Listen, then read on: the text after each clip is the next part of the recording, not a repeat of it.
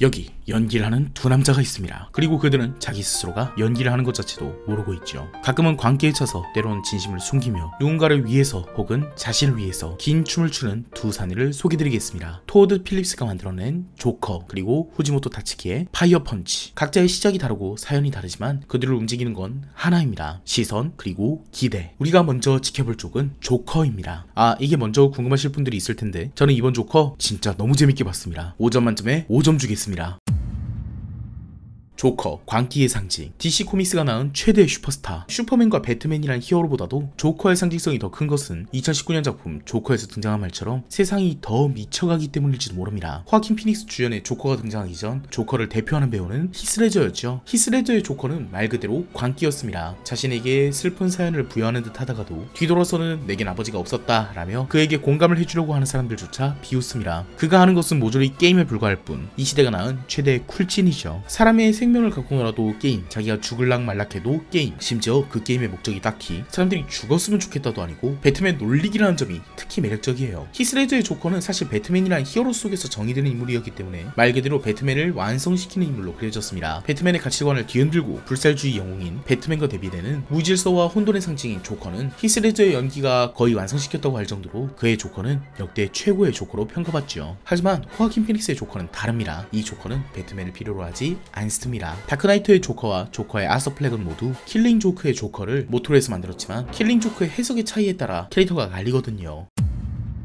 단 하루면 충분하지. 가장 멀쩡한 사람이 미치광이 되는 데는 1988년작 배트맨 킬링 조크는 조커를 전설적인 빌런으로 만든 코믹스입니다. 히스레저의 조커도 호아킨 피닉스의 조커도 킬링 조크의 소재를 사용했다고 볼 수 있죠. 킬링 조크에서 표현되는 조커의 포인트는 두 가지입니다. 첫 번째로 조커나 배트맨이나 둘 다 미치광이다. 서로에게 동질감을 느끼고 도움을 원하기도 하지만 결국 각자의 방식대로 미친 인간이라서 서로를 구원할 수가 없다라는 이야기. 특히 배트맨이 킬링 조크의 막바지에 조커의 사연에 조금은 감화되어서 그를 구원해주려고 손을 내밀자 조커가 정신병자 두 명이 힘을 합쳐서 어찌 정신병원을 탈출할 수 있겠는가? 다른 한쪽을 믿지 못할 텐데 라는 킬링 조크를 쳐서 서로 공감하고 빵 터지는 장면이 유명하죠. 이건 다크나이트에서 등장한 배트맨과 조커의 캐릭터성, 서로를 완성시키는 미치광이들에 영감을 줬습니다. 배트맨이 조커를 만들었고 조커가 배트맨을 만들었다는 점에서요. 두 번째로 조커의 과거 이야기. 아주 운수 베린 날 하루면 가령 꾸미던 코미디언이 되는데 실패하고 아내도 사망하고 동료에게 배신당하고 화학약품에 빠져서 얼굴도 작살이 나는 날, 이런 개같은 날 하루면 가장 정상인이던 사람도 미치광이가 되기엔 충분하다는 얘기가 킬링 조크에서 등장하죠. 킬링 조크에선 조커의 과거 이야기가 그의 망상과 거짓말로 얼룩져 있을지도 모른다는 다면적인 밑밥까지 깔아놓는데 이것은 토드 필립스의 조커에 영향을 줬습니다. 과거를 막 부정하고 헷갈려하는 것은 다크나이트에서도 드러나지만 그 해석 차이가 돋보이죠. 다크나이트의 조커는 마치 농담처럼 까먹은 듯 보이고 토드 필립스의 조커는 정말 환각과 망상을 낳는 듯 묘사됩니다. 킬링 조크의 운수 더러운 날을 마주하고 가장 미친 사람이 할 법한 행동을 하게 되는 조커, 고통을 견디지 못하고 웃어버리는 조커는 토드 필립스의 조커에 충실히 반영됩니다. 이런 설정에선 굳이 배트맨이 등장할 필요가 없죠. 왜냐하면 저런 아주 운이 없는 날은 굳이 배트맨이 만들어주지 않아도 되기 때문입니다. 세상을 살다 보면 운이 없는 날은 수도 없이 많고 그 운 없는 날을 만들어주는 것은 실은 배트맨 같은 히어로도 투페이스 같은 빌런도 아닌 현실에선 무겁디 무거운 현실의 압박감 그뿐이기 때문이죠.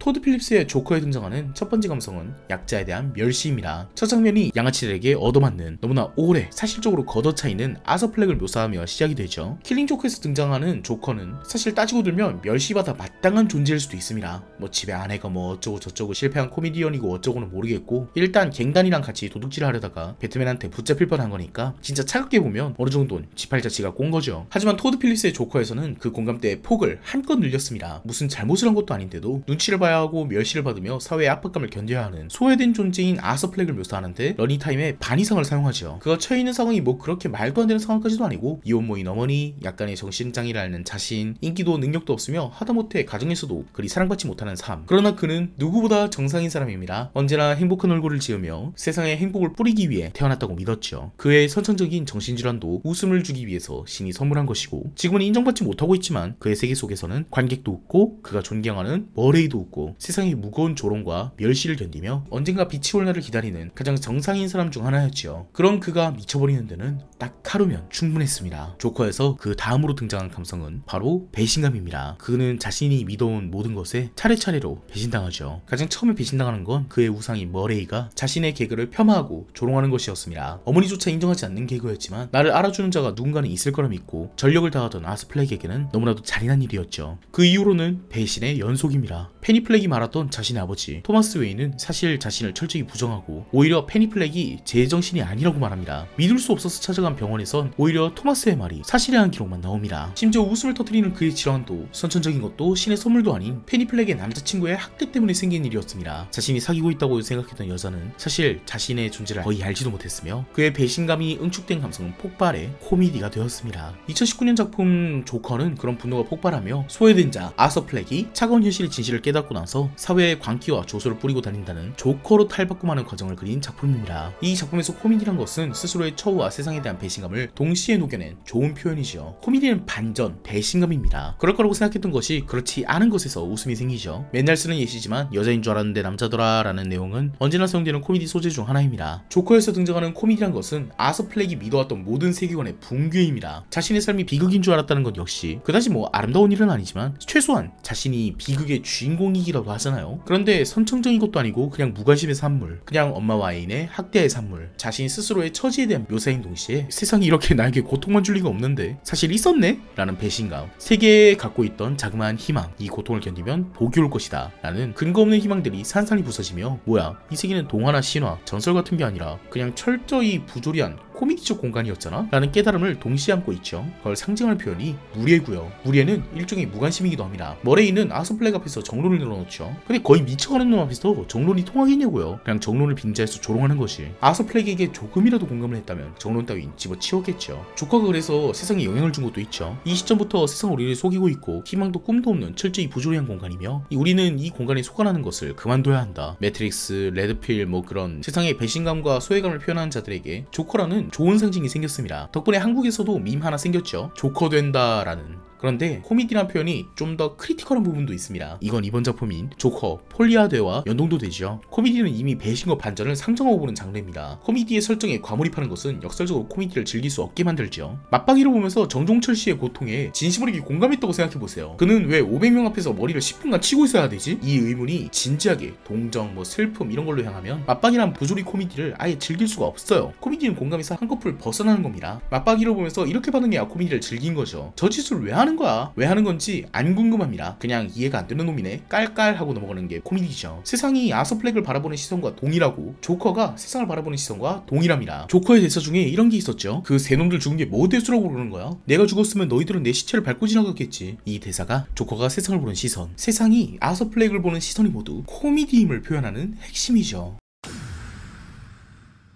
조커 폴리아드에서는 이 단면을 한꺼풀 더 뒤집어서 봅니다. 코미디는 희극, 말 그대로 연극이죠. 그 연극 속에서 연기를 하는 존재인 조커가 된 후에 아서플렉에 시선을 돌립니다. 희극 배우는 행복할까? 조커 폴리아드의 이야기는 간단합니다. 우리가 아는 영화 조커는 조커 폴리아드의 세계관에서도 이미 극장 개봉을 해서 널리 알려져 있습니다. 아서플렉이라는 존재가 조커이고 아서플렉의 사연이 어떻게 조커라는 악과 관계의 화신을 만들었는지 세상을 코미디로 보는 존재가 만들었는지를 고담 시민 전부가 알고 있죠. 그래서 아서는 아직 정식 판결을 받기 전이지만 그의 판결마다 조커의 추종자들이 등장합니다. 그리고 교도소 내에서도 한 명이 있었죠. 할리 퀸젤, 조커 폴리아드의 핵심입니다. 조커는 히어로가 없는 시리즈라고 했었죠. 뭐 잠깐 토마스 웨인, 브루스 웨인이 나오긴 하는데 별로 중요하진 않습니다. 마치 조커 폴리아드에서 투페이스가 나오지만 걔도 뭐 별로 중요하진 않은 것처럼요. 오히려 조커 폴리아드에서는 조커가 안티 히어로처럼 묘사됩니다. 대표적으로 할리 퀸젤에게 조커는 일부러 사고를 쳐서 교도소에 들어와서라도 만나고 싶은 아이돌급 존재죠. 그런 뒤틀린 고담시의 사회구조 속에서 탄생한 일종의 사이다급 존재이고 할리 퀸젤은 아서플렉에게 접근해 그가 얼마나 대단하고 멋진 존재인지를 되뇌입니다. 자신은 조커에게 엄청난 관심을 가지고 있고 심지어는 아서플렉이 그토록 원했던 이성적 관심까지도 갖고 있다고 말이죠. 그렇습니다. 조커 폴리아드는 많은 사람들이 비평했듯 조커의 이야기가 아니라 어느 날 한번 개 미쳐가지고 빡 돌아가지고는 일생일대의 미친 짓을 저질렀더니 그게 민적인 인기를 얻게 되면서 누군가의 슈퍼스타가 얼떨결에 되어버린 아서플렉의 이야기입니다. 그래서 메타적인 작품이라는 얘기가 나오죠. 작품 내에서 조커라는 상징에 열광 부강하는 할리 퀸젤이나 여타 조커 빠돌이들과 이젠 완전 악의 화신으로 타락한 조커가 고담시를 광기로 물들이겠지? 라는 기대를 가지고 조커를 보러 간 관객 시선에 그것은 동일하다라는 거거든요. 아서 플렉은 광기의 상징인 조커를 연기해야 되고 실제로 중간에는 무슨 뮤지컬 배우 마냥 목소리를 깔거나 과장된 행동을 보여주며 애초에 코미디언 지망생이었으니까 얼마나 또 관심 존재하겠어요. 그들이 기대하는 조커를 충실히 연기하죠. 이 작품이 또 머리를 잘 쓴 게 단순히 그런 메타적인 작품으로만 놓았다면 저도 꽤 많이 실망을 했을 텐데 할리 퀸젤이라는 캐릭터를 통해서 좀 더 설득력을 높여줬어요. 어이 우리가 널 기대하고 있으니 기대한 대로 행동해달라고. 솔직히 남자 입장에서 대중이 뭐라고 기대하건 응 내 알 바 아니야 라고 생각할 수도 있는데 나에게 끝도 없는 호감을 보이는 여자가 내가 당신에게 이런 기대를 하고 있어요 라고 하면 이제 사람 미쳐버리는 거거든요. 특히 성행위 묘사를 보았을 때 아서 플렉은 40살까지 못해본 남자로 추정되는데 그런 사람에게 여자 면역력은 너무 떨어지죠. 솔직히 족같은 요구거든요. 내가 파스텔을 가져왔을 니까 얼굴에 조커 분장을 바르고 해달라. 이게 따지고 들면 머리에 종이봉투 씌우겠다랑 크게 다를 것 없는 굉장히 무리한 요구인데 약자인 아서 플렉 상태로 짜져 있어라 라는 사회의 무리한 요구와는 다른 광기의 상징인 슈퍼빌런 조커가 되어달라 라는 요구는 똑같이 무리함에도 불구하고 정반대의 성질을 가졌기 때문에 거기다가 플러스로 몸으로 설득까지 하니 이제 아서 플렉 입장에서 미쳐버리는 거예요. 제가 애초에 조커를 뭐 별로 존경하지 않고 좀 불쌍한 인간으로 봐서 그런가 이 포인트들 하나하나가 너무 웃겼어요. 이것마저 코미디인 거죠. 전 조커에 공감을 못해가지고 조커가 되어주길 바라는 사람들의 시선에는 아무런 감정이 느껴지지 않아서 처음으로 사랑을 하면서 나에게 기대주는 여자가 생겨 뚝딱뚝딱거리면서 할리 퀸즈를 만족시켜주려고 변호사에게 가가지고 리에게 더 좋은 자리를 줘요 가오도 한번 부려보고 세상에 내가 이런 지독한 사랑을 한다 막 자랑도 해보고 나를 좋아해주는 여자 있다고 막 자존감 모르고 어깨뽕 차고 이러다가도 가끔은 사실 내가 아니라 나의 배경을 사랑하는 건 아닐까? 조커랑 만나는 여자라는 타이틀 자신을 특별하게 만들어주는 트로피 남자친구가 되어버린 건 아닐까? 그런 공포와 두려움, 불신까지 섞이면서 이 부분에서 집중해서 보니까 공감 확 되고 너무 재밌었어요. 그래서 저는 조커 폴리아드를 보면서 진짜 낄낄거리면서 웃으면서 봤는데 약간 뜨거운 남자들 아바타 소개팅 보는 감각? 이게 또 아서 플렉만 모르고 영화 보는 사람들은 또 다 알잖아요. 할리 퀸즐의 톤 앤 매너가 하나같이 아서 플렉에게는 1도 관심 없는 리플리 증후군 환자에 사랑하는 건 지밖에 없는 나르시시즘 환자인 걸 바깥 사람들은 다 아는데 그걸 단적으로 보여주는 장면이 담배 태우면서 나 임신했어 하는 장면이죠. 그걸 듣고 할리 퀸즐을 완전히 신뢰하는 아서 플렉의 모습을 보고 완전히 빵 터지니까 주변에서 다들 차가운 시선으로 봐서 조커가 될 뻔했습니다. 조커가 되어주길 바라는 대중의 기대를 멋진 남자가 되어주길 바라는 여자의 기대로 단순하고 밀도 있게 치환하는 그 작업만으로 아서 플렉이 조커를 치열하게 연기하려고 하는 그 심리를 너무 잘 표현해버리니까 남자의 찌질한 첫사랑을 조커 폴리아드에 잘 녹여서 사실 이 영화는 남자가 되게 공감하기 더 쉽지 않을까 그런 생각을 하게 됩니다. 그걸 대표적으로 드러내는 장면이 할리 퀸젤이 유리에 그린 조커의 웃는 립스틱 위에 아서가 얼굴을 겹치는 모먼트죠. 리가 원하는 조커가 되려고 노력하는 장면. 저는 할리 퀸즐이 등장한 순간부터 머릿속에서 이 영화가 후지모토 타츠키 작가의 파이어 펀치와 겹쳐 보였어요. 작품의 서두와 결말은 다르지만 메인 테마가 완전히 똑같거든요. 심지어 소주제도 비슷해요. 계속 주인공으로 포커스는 받지만 어느 것에도 관여받지 못하는 주인공, 한 번씩 본심을 드러내지만 어느 쪽이 본심인지 파악하지 못함, 주인공을 끊임없이 붙잡는 여성이란 망력 등등. 저는 파이어 펀치 영화판인 줄 알았거든요. 파이어 펀치를 간략히 소개하자면 일단 세상은 정확히 반쯤 죽어 있습니다. 세상이 눈과 얼음으로 뒤덮였지만 운이 좋은 건지 나쁜 건지 기적을 쓸 수 있는 인간들이 생겼죠. 바로 축복자입니다. 이 작품의 주인공 아그니는 재생 능력을 가진 축복자인데요. 동생인 루나도 마찬가지고요. 하지만 아그니 쪽의 재생 능력이 훨씬 강하기 때문에 보통 아그니 쪽이 많은 희생을 합니다. 주로 무슨 희생을 하냐면 이들이 사는 마을에 식량이 없어서 식량을 공급하는 히어로라니 멋지지 않나요? 동생을 아끼는 마음 반, 그리고 실제로 그가 효율이 좋은 것 반 해서 아그니는 사람들에게 자신의 팔고기를 공급하고 있었고 자신들도 그 고기로 먹고 살고 있었습니다. 오빠는 정말 맛있어요. 물론 후지모토 타츠키의 테이스트답게 충격과 공포의 대사 오빠 아기 만들지 않을래요? 가 등장하긴 하지만 뭐 그렇게 중요한 건 아니니 여기서 생략하고, 그런데 이렇게 인육을 먹으면서 연명하던 것이 마을에 불행을 안겨줍니다. 마을에 들러서 젊은이를 찾아다니던 베햄도르라는 나라의 공무원 도마, 이 마을에 식량 보급을 하러 정확히는 삥 뜯으러 온 그는 마을 사람들이 인육을 먹는 것을 보고 마을 전체를 불태워버립니다. 그의 불은 절대 꺼지지 않는 불입니다. 마을 사람들은 모조리 죽었습니다. 하지만 아그니는 살아있습니다. 그는 엄청나게 강한 재생 능력자이기 때문에 온몸이 타들어가고 재생하는 과정 속에서 여동생만은 죽지 않길 바라고 있었죠. 그 고통을 끝내기 위해서 재생을 포기하고 죽으려고 하던 그 찰나 자신보단 약하지만 재생 능력을 가진 루나가 도마의 끝없는 불꽃에 타오르는 모습을 봅니다. 하지만 온 가족이 다같이 함께 죽는다면 억울할 것도 없는 법, 루나가 그토록 원하던 자식까지 상상하며 죽음을 받아들이려던 찰나 루나가 최후의 전하는 말은 살아요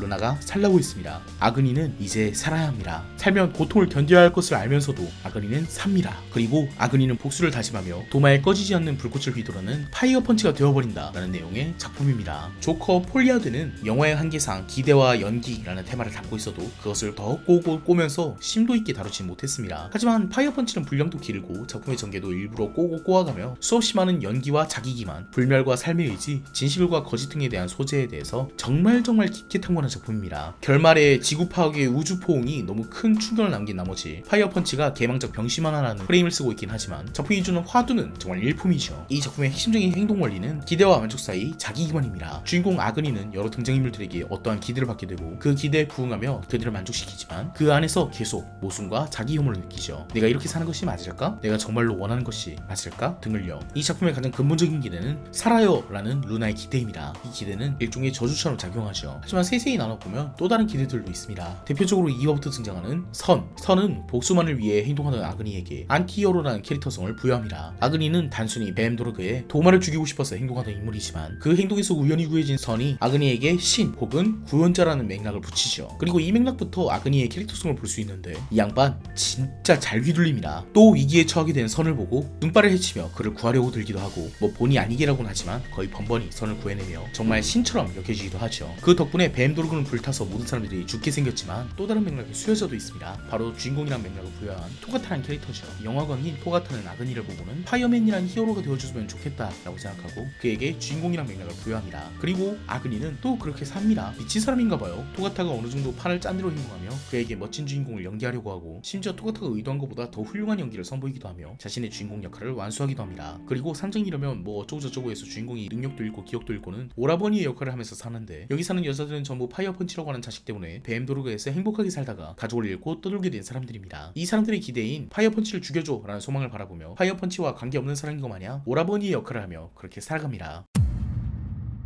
하지만 이 작품에서 주목할 점은 그렇게 기대에 부응하며 살아가는 아그니가 동시에 얼마나 자괴감을 느끼는가예요. 아그니는 잘 휘둘리는 인간이라서 하라는 대로 다 하긴 하지만 꾸준히 자신이 거짓된 존재임을 자각합니다. 오라버니의 역할을 하고 있을 때는 나는 행복을 누려서는 안 되는 악당이라며 접시물에 코를 박고 죽으려고 하고 토가타의 영화에는 어울려주긴 하지만 자신은 토가타가 원하는 주인공은 아닌 것 같다 라고 하고 선에게는 자신은 신이 아니라고 하며 오히려 저들에겐 악당일 수 있다며 자신의 신의 역할에 회의감을 갖죠. 이렇게 기대를 받고 부응해서 연기를 하고 그 안에서 회의감을 갖고 진짜 나는 무엇인가를 고민하는 것은 조커 폴리아드의 맥락과 거의 일치합니다. 하지만 파이어 펀치는 여기서 한 발짝을 더 나가죠. 첫 번째 스텝, 아그니 역시 타인에게 바라는 모습을 투사하고 있다. 이 작품의 핵심 캐릭터 유다는 루나와 완전히 똑같이 생긴, 심지어 축복도 재생인 빼다박은 존재입니다. 하지만 유다는 뱀도로그라는 주인공의 재앙을 불러온 원수나 다름없는 곳에 수장격인 인물이기 때문에 아그니는 유다에게 복수를 해야 마땅하지만 유다를 죽이지 않고 살려둡니다. 그 이유도 되게 직설적으로 나와요. 루나도 유다도 없으면 너의 삶의 목적이 없어지기 때문이 아니야? 그래서 유다에게 억지로 루나 역할을 강요하고 맥락상 이렇게 요약하면 되게 이상한데 재생능력자인 유다 머리통에 주먹질을 해서 유다가 유아 퇴행을 하게 만들고 당신은 루나이며 나는 당신의 오빠다 라는 개구라를 치기도 합니다. 이 구라는 거의 10년간 유지되죠. 사실 아그니 역시 누군가에게 기대하는 바대로 행동해주길 바라는 존재인 겁니다. 인간 참 좀 그렇다 그죠? 비슷한 다른 존재도 있어요. 토가타라는 이 감독 캐릭터는 사실 성정체성 이슈가 있는 친구입니다. 정신은 완전히 남자인데도 타고나길 여자로 태어났기 때문에 아그니도 그것을 쉽사리 받아들이지 못하는 모습을 보입니다. 토가타가 누나였기 때문에 누나로의 모습을 바랐던 아그니, 최대한 그것을 받아들이고 어색하게 토가타에게 형이라고 불러보지만 토가타는 오히려 그 부분조차 싫어하지요. 남의 기대도 싫지만 남의 기대에 부응하지 못하는 나 자신도 싫은 그 미묘한 감성, 파이어 펀치에서 캐치할 수 있는 명장면입니다. 그리고 이 부분의 터치가 굉장히 세심한데요. 제가 예전에 변화는 곧 공포다 라고 말했잖아요. 하지만 이 작품에선 그걸 정반대로 비웃듯이 불변이야말로 공포다 라는 것을 보여줘요. 토가타는 재생능력자이기 때문에 성전환 수술을 받을 수가 없었거든요. 그런 영혼이 여자의 몸에 갇혀 있어야 되죠. 내가 원하는 자신이 될 수 없다니 어차피 그딴 건 겉모습 뿐이지 않냐고요? 그렇습니다. 파이어 펀치에서 제일 중요한 건 겉모습이에요. 파이어 펀치에서 기대를 불러일으키게 하는 것은 바로 겉모습입니다. 이를 통해서 기대와 연기라는 테마는 아그니만의 문제가 아니라 이 작품 등장인물의 모두의 문제, 더 나아가서 인간 전체의 문제로 확장됩니다. 원래 인간이란 게 좀 그렇잖아요. 특히 겉모습에 관련된 화두, 겉모습은 전부 연기인가? 토가타의 사례처럼 내가 바꿀 수 없는 겉모습이라면 내 겉모습은 가짜인가? 인간은 누군가가 기대하는 방향대로 살아가야 되는가? 뭐 그런 것들에 대한 화두는 누구나 한 번쯤은 인생에서 고민을 하기 마련인 화두들이죠. 아그니가 행한 행동들은 누군가에게 신적이고 영웅적일 수도 있었겠지만 하지만 그를 섬기는 종교까지 출연할 정도의 위세를 얻게 만든 것은 바로 그의 몸이 불타고 있는 초자연적인 형상의 겉모습을 가졌기 때문에 그는 신으로 추앙받게 된 겁니다. 실제로 그의 몸에 불이 잠깐 꺼지는 때가 있는데 그 잠깐 사이에는 아무도 그를 못 알아보지요. 그를 추앙하는 선을 제외하고요. 선은 어떤가요? 선도 기대와 연기의 테마에서 벗어날 수는 없습니다. 아그니를 보고 신이자 구원자라는 기대를 한 덕분에 그가 정말로 해방자이자 구원자가 되었지만 선 역시 또 다른 기대의 대상이었기 때문입니다. 그가 몇 달간 뱀도르교에 붙잡혀있던 시절 자신과 같이 붙잡혀있던 인간 배터리들이 아그니라는 신의 이야기를 너무 좋아해서 그것에 살을 붙이고 구원자 신화를 만들어내다 보니까 허풍을 치고 기대에 부응하다 보니 어느 날 진짜 신이 강림해버린 겁니다. 종교가 필요에 의해서 만들어지는 장면 같죠. 인간이 마음속으로 기적을 원할 때 그 기적이 살이 붙고 구체적으로 변해가면서 하나의 계율과 체계화되는 과정. 선과 아그니의 차이는 자신이 만들어낸 거짓말을 굳게 믿는가 아닌가의 차이뿐입니다. 여기서 화두가 하나 더 나옵니다. 아그니는 정말로 기대에 부응한 걸까요? 사실 아그니는 누군가가 바라지 않아도 복수를 하고 싶고 주인공이 되고 싶었고 그들의 오라버니로 살고 싶었던 것이 아닐까요? 작품의 중후반부로 치달으면 주인공이 진정으로 원하는 것이랑 연기를 구분하는 시도 자체가 되게 묘하게 의미가 없어지는 부분들이 있습니다. 사실 이건 처음부터 트릭을 좀 썼는데 루나가 한 기대라고는 살아요 라는 세 글자밖에 없었거든요. 근데 첫 화를 보면 그 살아요 라는 기대가 자연스럽게 도마에게 복수를 해라 라는 기대로 전환되어 있는 것을 볼 수 있어요. 그리고 아그니가 도마를 용서하고 그를 내버려두고 돌아가려고 하다가 이성을 잃고 얼굴을 완전히 불태운 뒤 정신을 차려보니까 도마가 잔인하게 죽어있던 걸 보면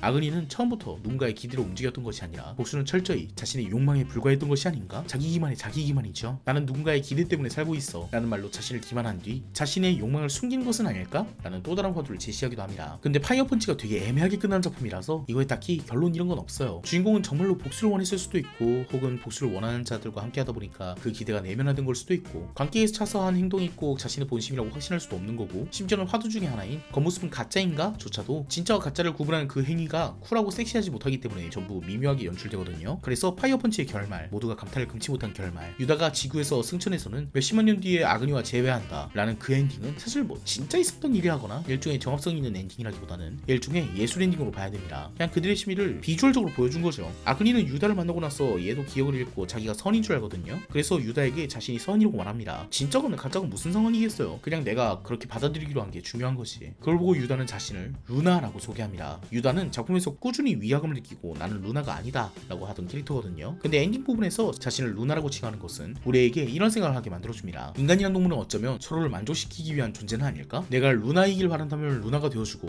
선이길 바란다면 선이 되어주고 결국 마무리는 일본 작품 특유의 심리로 치닫는 모양새인 거죠. 결국 이건 다 마음의 문제인 거니까 가짜든 진짜든 내가 그거를 받아들이는가 아닌가, 우리는 자신을 긍정할 수 있는가 없는가의 문제일 뿐. 토가타 같이 성정체성 문제로 자신의 겉모습을 긍정할 수 없던 사람도, 아그니처럼 자신의 겉모습으로 인한 기대를 충실히 잘 수행한 사람도, 심지어는 루나의 바람인 사라조를 아예 자신의 바람대로 바꿔서 듣는 아그니조차도 인간의 모습이니까요. 인간이 좀 그렇습니다.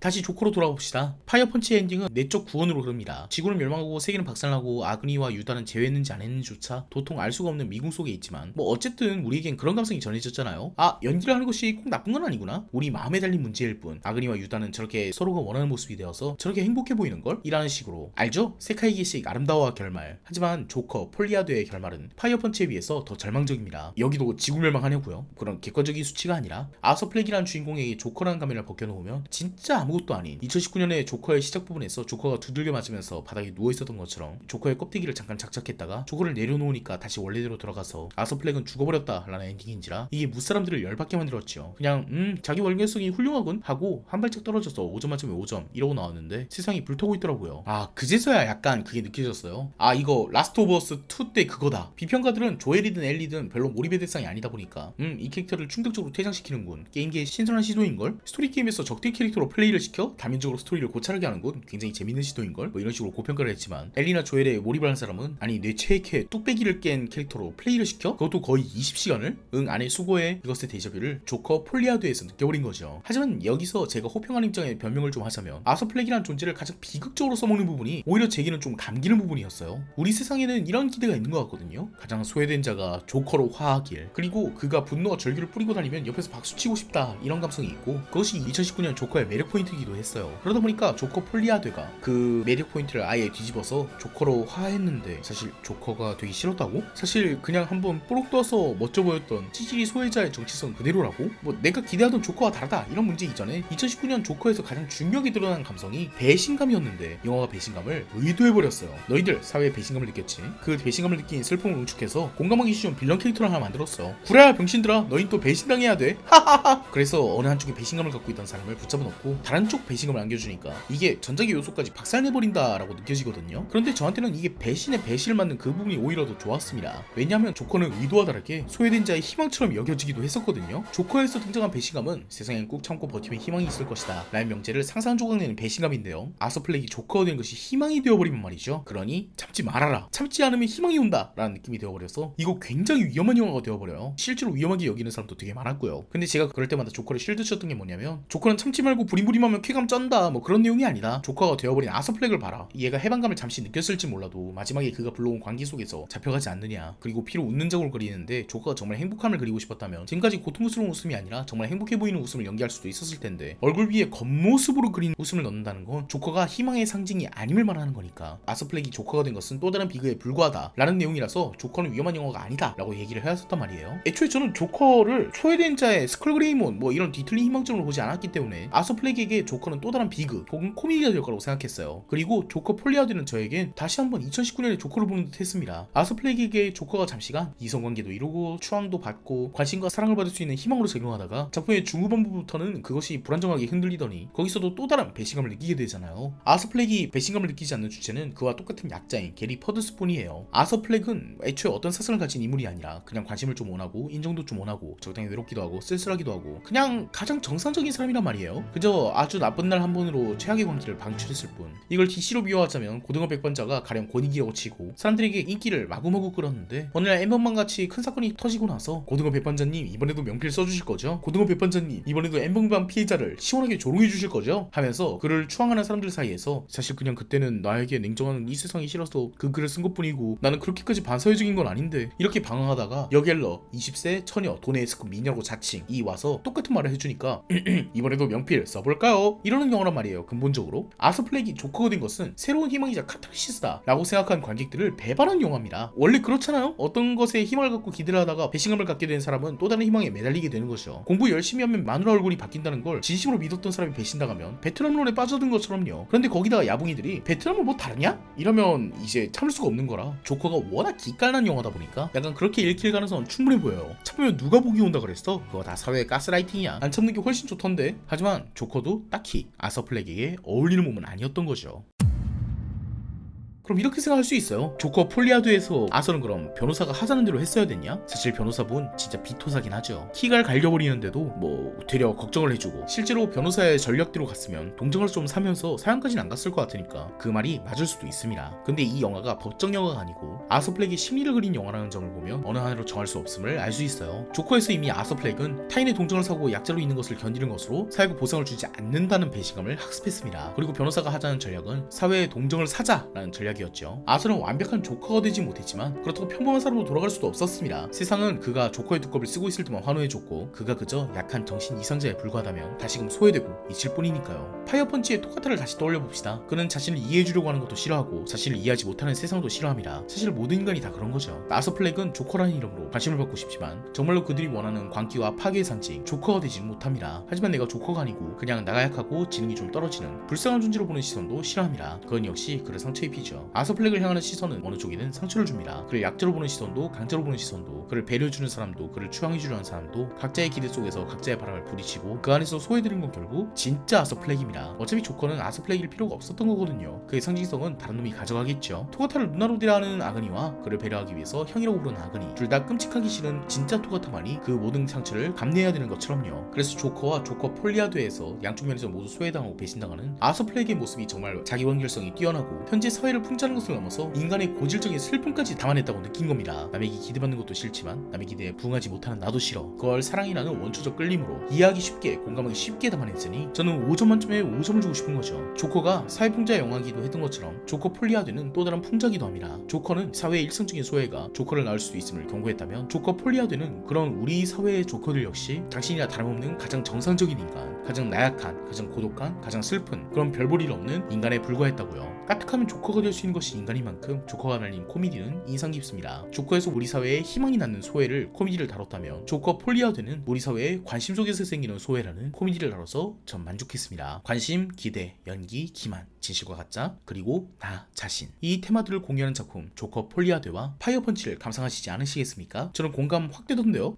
나는 그런 사람 아니야. 말이기를 이대남의 대변자쯤으로 말하지 말아줘. 오늘 리뷰 여기까지입니다. 요즘 롱폼은 영상을 좀 길게 하는 게 트렌드인 것 같아서 두 편으로 나눌 수 있는 리뷰인데 그냥 한 편에 담아서 해봤습니다. 좀 괜찮으면 앞으로도 이렇게 하려고요. 여러 작품에서 공통점을 찾는 리뷰를 하다 보니까 작품마다 했던 얘기 또 하고 하는 경우가 있어서 암튼 끝까지 봐주셔서 감사합니다.